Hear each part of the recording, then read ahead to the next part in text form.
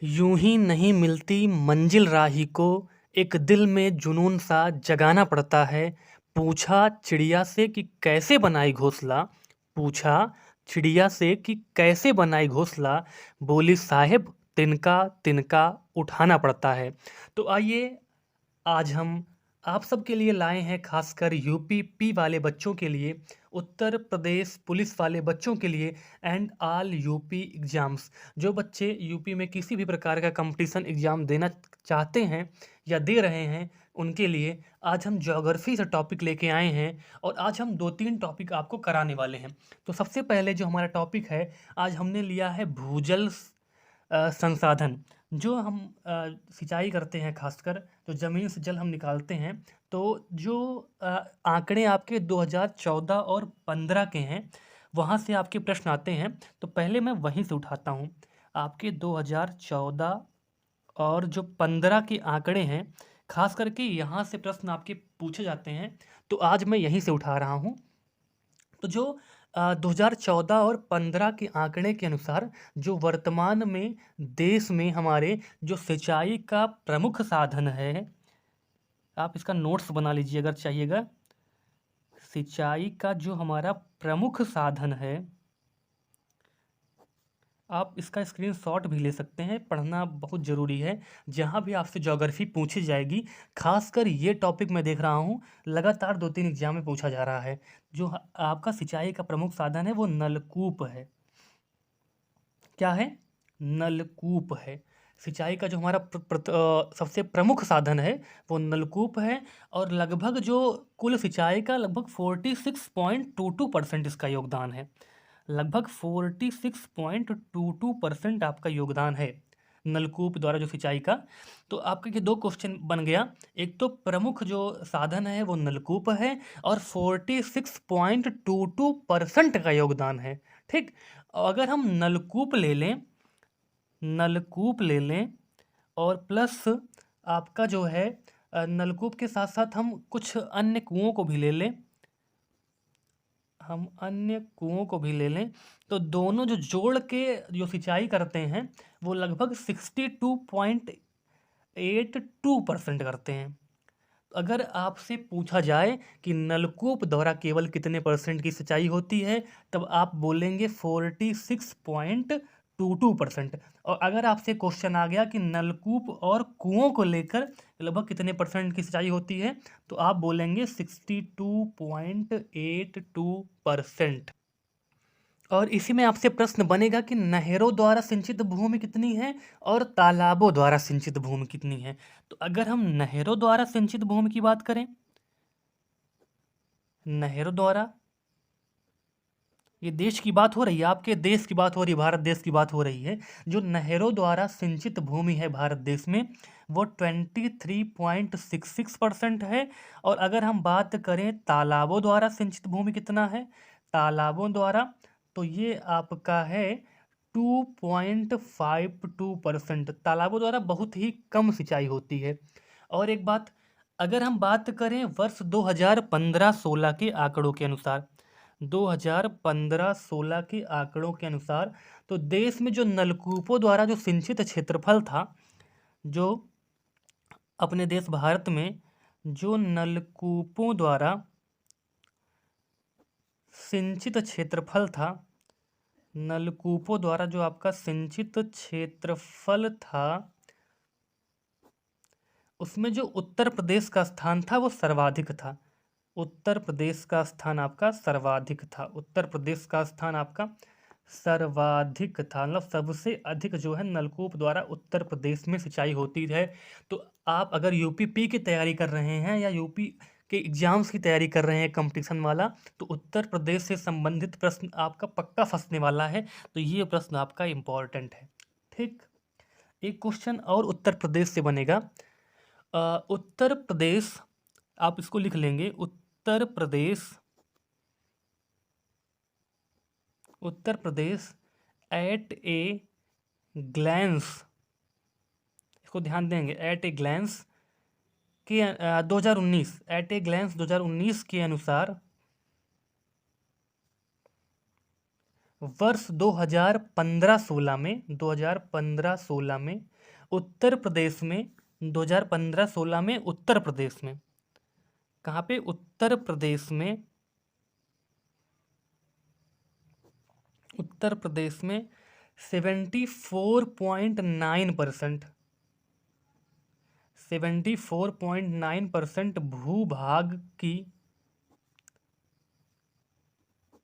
नलकूपों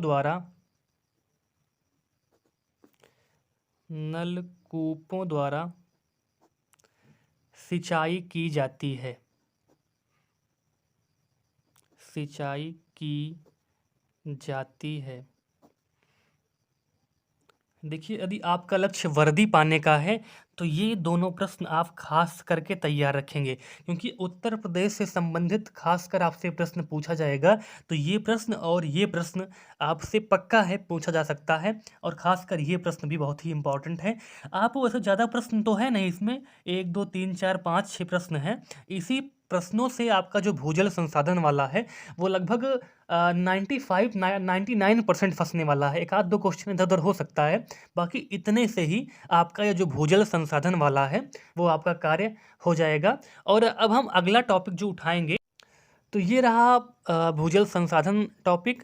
जब कभी एग्जामिनर का मूड होता है कि थोड़ा सा पेपर को लाओ हम घुमाते हैं, स्टूडेंट के दिमाग को हम परखते हैं, तो वो टाइम जोन नाम के टॉपिक से एक आध दो प्रश्न रख देता है। तो मुश्किल से 4-6 प्रश्न हैं उस टॉपिक से जो इम्पॉर्टेंट हैं, जो आपके खासकर यूपीपी में पूछा जाएगा। तो आइए इन प्रश्नों को मैं करा देता हूँ। तो चलते हैं सीधे टाइम जोन पर। तो आइए देखते हैं टाइम जोन के प्रश्न। दो टाइम जोन में पहला प्रश्न आपसे पूछा जा सकता है, वो ये है कि जो भारत की प्रामाणिक मध्याह्न रेखा है, जो क्या है? भारत की प्रामाणिक